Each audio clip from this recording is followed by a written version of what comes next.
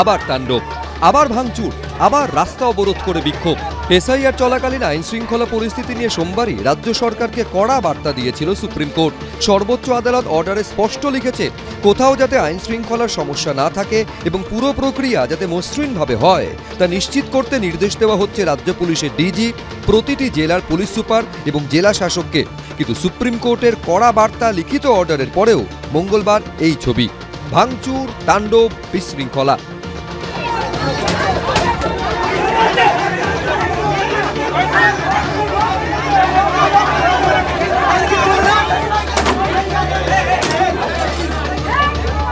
SIR শুনানির মাঝে এভাবেই উত্তপ্ত হয়ে উঠল উত্তর 24 পরগনার সন্দেশখালীর বিডিও অফিস।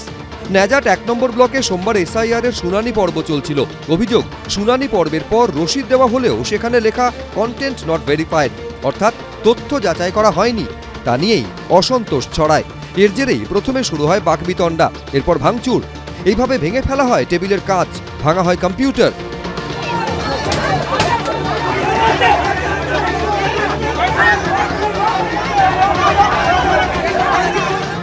নষ্ট করে দেওয়া হয় গুরুত্বপূর্ণ নথি, সঙ্গে তুমুল চিৎকার।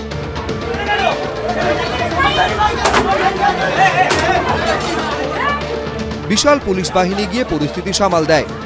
যারা হিয়ারিং এসেছিল তাদের মধ্যে কোনো দুষ্কৃতী মনোভাবাপন্ন মানুষ হিয়ারিংয়ের সময় ভাঙচুর করেছে। আমার টেবিল থেকে শুরু করে আমার অফিসের কম্পিউটার, এটা আমার মিটিং রুমে রয়েছে, এবং আমাদের হিয়ারিং অফিসার, আমারই নিজস্ব হিয়ারিং ছিল, মাইক্রো অবজারভার ছিল, তাদেরকেও থ্রেট করা হয়েছে। কিন্তু সুপ্রিম কোর্টের কড়া নির্দেশের পরেও ভাঙচুর, তাণ্ডব কেন? আমরা যদি এই সময়কালে সুপ্রিম কোর্টের যে আদেশ, অর্থাৎ রাজ্যের আইন শৃঙ্খলা দেখার দায়িত্ব রাজ্য সরকারের, এটাকে যদি আমরা প্রণিধানযোগ্য হিসাবে মনে করি, যা সংবিধান সম্মত হিসাবেই আমরা জানি, সেখানে দাঁড়িয়ে প্রথম প্রশ্ন উঠবে যে এসআইআর এর হিয়ারিং সেন্টারে এই একের পর এক গন্ডগোলের পেছনে ব্যক্তি নাকি রাজনৈতিক দল আছে। মানুষের ক্ষোভের যেরকম কারণ আছে, তেমনি ক্ষোভের বহিঃপ্রকাশের রাস্তা এটা হওয়া কাম্য নয়। কিন্তু এই জায়গায় মানুষকে ঠেললো যারা, তার নাম নির্বাচন কমিশন। বিজেপির অঙ্গুলি হেলনে বিজেপির দলদাস নির্বাচন কমিশন বাংলার মানুষকে বাধ্য করলো এই জায়গায় যেতে। তা সত্ত্বেও আমরা মানুষকে বলবো, শান্তি বজায় রাখুন, আইনের পথে আইনি লড়াই তৃণমূল কংগ্রেস লড়েছে, তার রায় সুপ্রিম কোর্ট দিয়েছে। আমরা যেরকম রাস্তার লড়াইতে থাকবো, আইনি লড়াই তো আপনাদের অধিকার আমরা অর্জন করে আনবো। সব মিলিয়ে ভোটের আগে এসআইআর আবহে সরগরম রাজ্য রাজনীতি।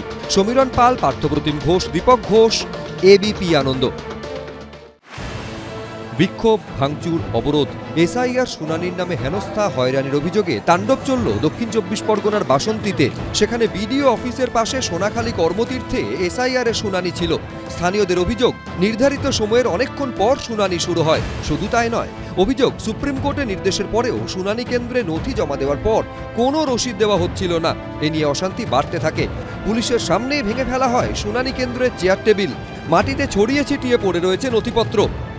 এই শুনানি কেন্দ্র, যেটা বাসন্তী বিডিও অফিসের পাশে যে কর্মতীর্থ, এবং এই শুনানি প্রক্রিয়া শুরু হতে কিন্তু দীর্ঘ সময় লেগে যায়, এবং সেই শুনানি প্রক্রিয়া শুরু হতে দীর্ঘ সময় লেগে যাওয়ার দরুন মানুষের মধ্যে একটা ক্ষোভ পুঞ্জীভূত হয়। অনেক লেটে চালু হয়েছে, 11টার পরে চালু হয়েছে, যার জন্য মানুষ একটু ক্ষিপ্ত হয়ে গেছে।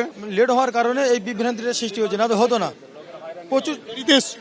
প্রচুর দেরিতে, মানে 11:23 এসেছিল।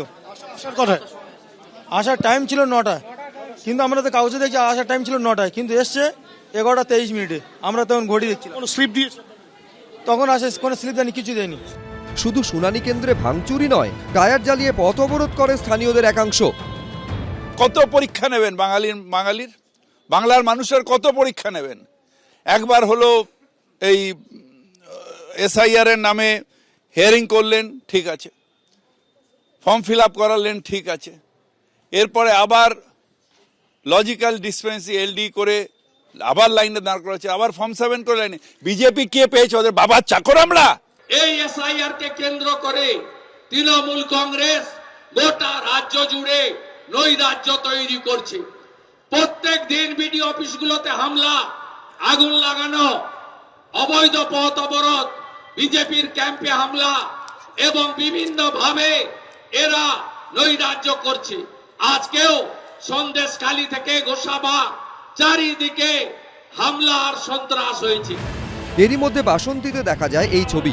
পুলিশ যখন পরিস্থিতি সামাল দিতে কার্যত হিমশিম খাচ্ছে, তখন মাইকে শান্ত থাকার কথা বলছেন তৃণমূল নেতারা।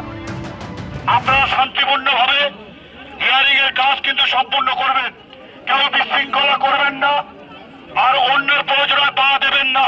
আপনারা ভেতরে প্রবেশ করতে পারেন, নিয়ম তো নেই। নিয়ম কোর্ট তো কালকের রায় দিয়েছে, বিএলএ 2 যারা আছে তারা থাকতে পারবে। আপনার নাম রয়েছে? নাম আছে, নিশ্চয়ই আছে। বিএলএ 2-তে নাম থাকলো না থাকলো বড় কথা নয়, মানুষের পাশে আমরা থাকবো। এরপর এসডিপিও ক্যানিং এর নেতৃত্বে বিশাল পুলিশ বাহিনী ঘটনাস্থলে পৌঁছয়, সামাল দেয় পরিস্থিতি। শান্তনু নস্কর, হিন্দল দে, ঐশী মুখোপাধ্যায়ের রিপোর্ট, এবিপি আনন্দ। এবিপি আনন্দ, এগিয়ে থাকে, এগিয়ে রাখে।